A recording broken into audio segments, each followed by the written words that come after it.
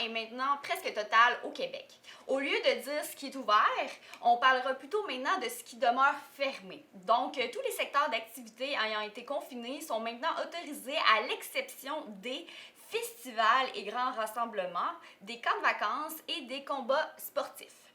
Dans les bars, la clientèle devra être assise et à 2 mètres de distance. Afin de favoriser la distanciation sociale, la danse serait interdite encore aujourd'hui.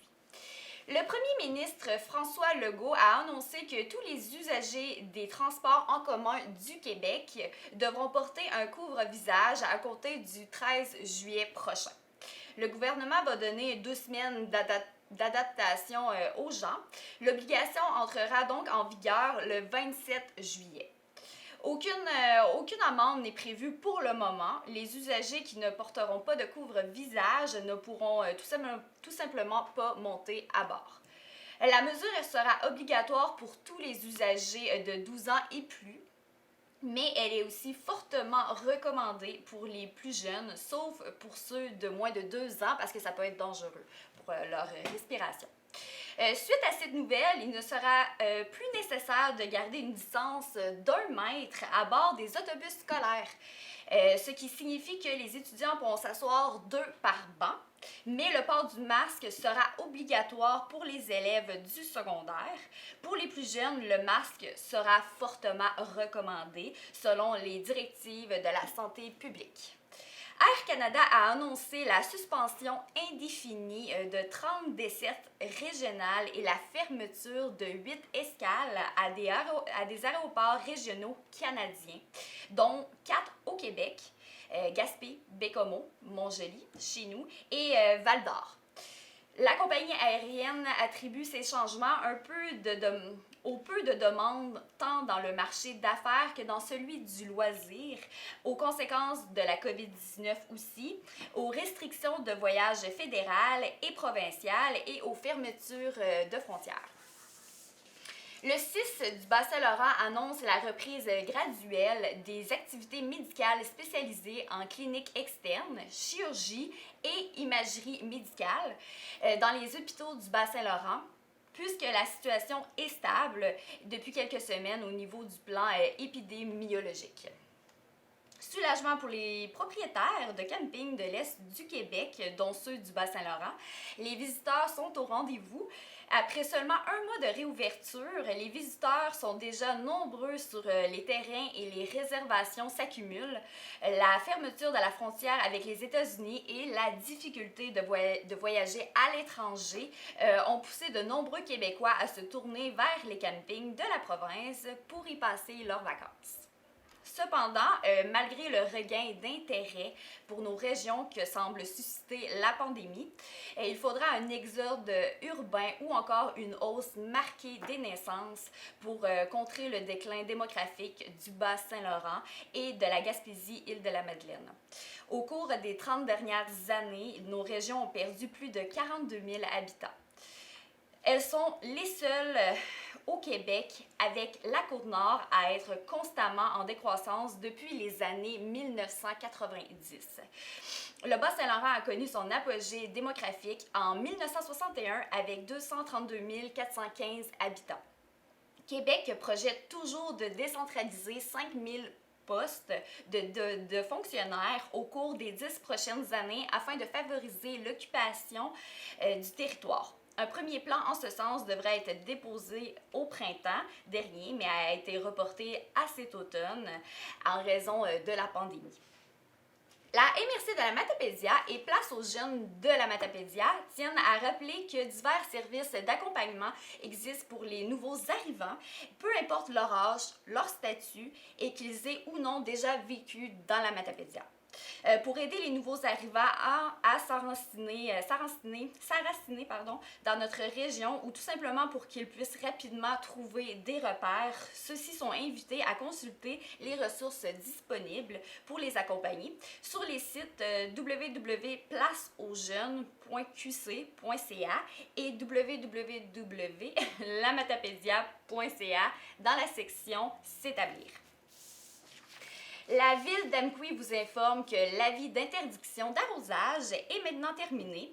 Toutefois, il est important de respecter en tout temps le règlement 724-12 portant sur l'utilisation de l'eau potable.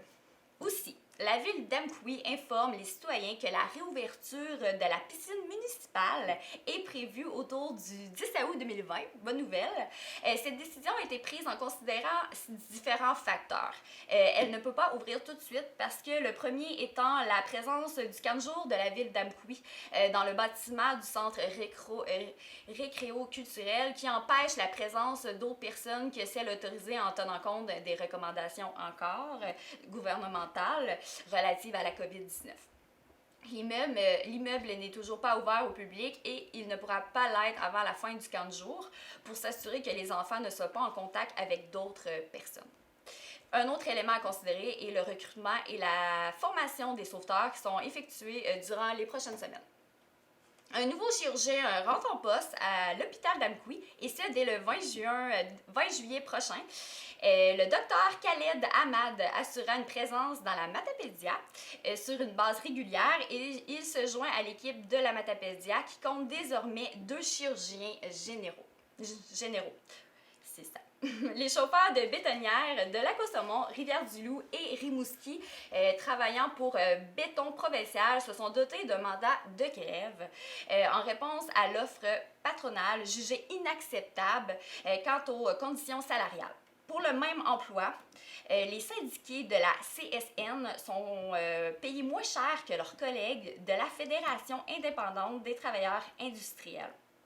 La dernière offre patronale déposée a été jugée inacceptable par les syndiqués qui ont répondu en se dotant d'un mandat de grève en dernier recours, par exemple. Les négociations actuelles touchent une quinzaine de chauffeurs et de bétonnières et 3 travailleurs d'usine répartis à Lac-au-Saumon, Rivière-du-Loup et Matane. Un incendie qui avait pu avoir de lourdes conséquences sur le pont du rang 3 à Sébec a été évité de justesse grâce à la vigilance d'un citoyen. L'événement s'est produit vers 1h dans la nuit du 27 et 28 juin sur le petit pont de bois du rang 3 à Sébec. Sur le chemin du retour, un citoyen a aperçu un petit nuage de fumée qui s'échappait du pont. Les services d'urgence ont été avertis et le citoyen a débuté l'intervention avec les moyens qu'il avait à sa disposition. Bien que le service de sécurité incendie a rapidement maîtrisé le feu, on parle tout de même de dommages de plusieurs milliers de dollars. Quant à l'origine de l'incendie, il s'agit sûrement de crissement de pneus. La Sûreté du Québec a ouvert une enquête à cet effet. Le directeur général de la municipalité déplore cet événement qui aurait pu avoir des conséquences beaucoup plus sérieuses. Un autre événement semblable s'est produit sur un pont de bois à Saint-Léon-le-Grand. Dans les jours précédents, on demande aux gens qui auraient de l'information de bien vouloir contacter le poste de la Sûreté du Québec de la MRC de la Matapédia. Ce ne sera finalement pas de l'asphalte, mais bien un revêtement de type MR5 qui sera appliqué sur la route Wallace à Valbriand, une décision qui ne fait pas le bonheur des citoyens. Ce type de revêtement produit moins de poussière et permet une chaussée plus lisse. Il s'agit donc d'une solution qui se trouve quelque part entre l'asphalte et le gravier. La municipalité de Valbriand souhaitait d'abord recouvrir la route Wallace d'asphalte sur le tronçon entre la route 132 et la voie ferrée. Toutefois, les plans ont changé. En 2019, la demande de subvention au ministère des Transports a été refusée. Le conseil de la ville a donc dû se résoudre à abandonner l'idée d'asphalter. Les travaux de revêtement en MR5 devraient donc se faire à l'automne sur la première portion de la route Wallace. La municipalité de Valbriand souhaite que la route entière soit en MR5. Quant aux citoyens de la route, ils souhaitent fermement que le conseil municipal revienne sur sa décision pour que ça soit de l'asphalte. Une pétition circule d'ailleurs à cet effet présentement. C'est ce qui termine les nouvelles matapédiennes de la semaine. Après la pause, je m'entretiens avec Yves Bouliane sur son changement de vie professionnelle.